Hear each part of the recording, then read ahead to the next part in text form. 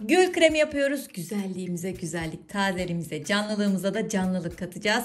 Çok güzel, çok doğal ürünlerle harika bir krem tarifi geliyor. Yaşlanma karşıtı, leke giderici, cilt sıkılaştırıcı müthiş krem. Gül, bakın neler yapıyoruz. Buyurun. Önce gülleri bir yıkayalım. Şöyle bir tozu gitsin. Tazeyken de yapabilirsiniz gülleri. Böyle biraz kurumaya yüz tuttuğunda da yapabilirsiniz. İçindeki yapraklar hala tazeliğini koruyor. Biz de bunu yapacağız işte. Cildimizi böyle açacağız. Alttaki o güzel taze doku bize geri gelsin istiyoruz.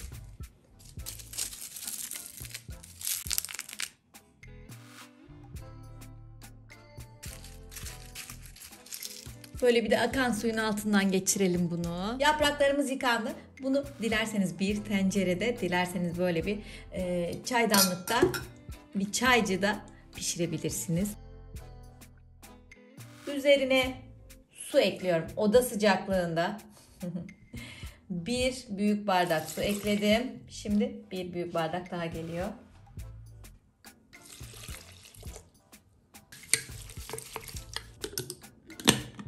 Ağzını kapatıyorum. Kısık ateşte 10-12 dakika kadar pişiriyorum bunu.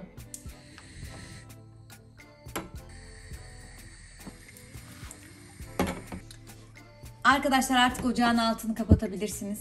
Ne zaman kapatacağınızı nasıl anlayacaksınız? Koku bütün evi sarmışsa, mis gibi olmuşsa, böyle çiçeklerin, gül yapraklarının rengi artık gitmişse, çünkü o öz suya geçti. Diyor ki ocağı kapat, beni biraz daha böyle bir beklet, ben bir dinleneyim, sana çok güzel su da vereceğim, çok güzel krem yapmanı da sağlayacağım.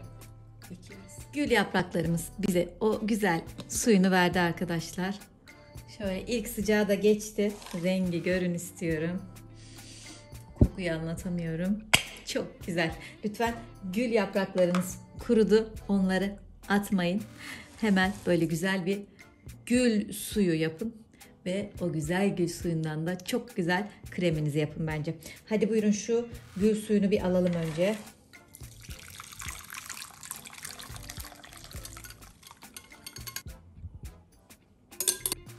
Gül kremi için gerekli olan ölçüden alayım. Geri kalanını gül suyu olarak değerlendireceğim. Şöyle bana 2 yemek kaşığı gül suyu lazım. Mis gibi oldu. Bunu birazdan dolduracağız. Şu kremimizi bir yapalım. Aloe vera jel ekleyeceğiz arkadaşlar. Dilerseniz böyle hazır olanlarından, dilerseniz yaprağın içerisinden çıkan o mucizevi jelden kullanabilirsiniz. Gül suyuyla aynı ölçüde aloe vera jel ekliyoruz.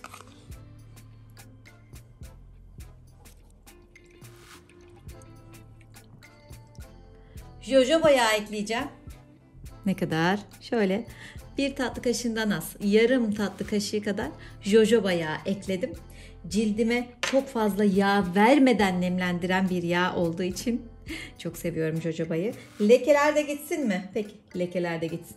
O zaman bir de gliserin gelsin arkadaşlar. Leke gidermede, kırışıklık açmada çok etkili yağlardan birisi. Bu da gene jojoba yağı kadar, bir tatlı kaşığından biraz az gliserin ilave ettim. Bir de ne kullanalım?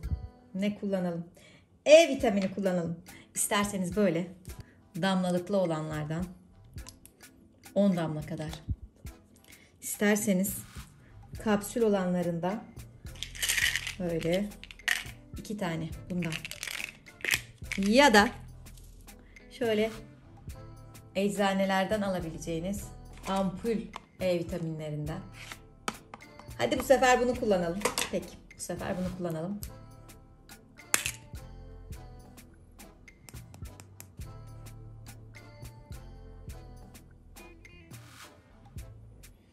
Bunun yarım tanesi yeter arkadaşlar. Varsa yapacağınız başka bir krem, geri kalanını ona kullanın. Gül yağından da yarım tatlı kaşığı. Of, müthiş oldu arkadaşlar. Cildiniz vitamine, minerale doyacak, böyle ışıl ışıl, capcanlı olacak. Böyle gül güzelliği, gül ferahlığı, gül tazeliği var ya, o cildinizde buluşacak inşallah. Bunları çok güzel karıştıracağım şimdi. İşte gül kremim hazır olmak üzere. Bütün güzel yağlardan, ürünlerden, jellerden ekledim. Kendi doğal yaşlanma karşıtı leke giderici gül kremimi yaptım ve olmak üzere.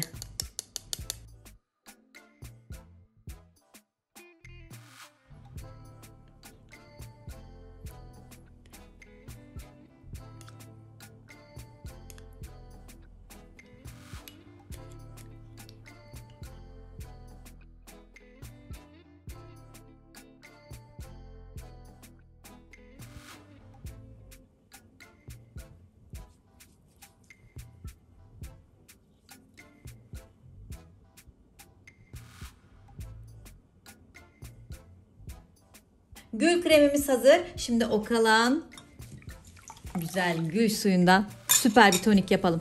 Buna bir ürün daha ekleyeceğiz ve süper bir kırışıklık giderici, leke giderici bir tonik elde etmiş olacağız arkadaşlar. Şöyle Special'in içerisine gül suyundan ekleyin.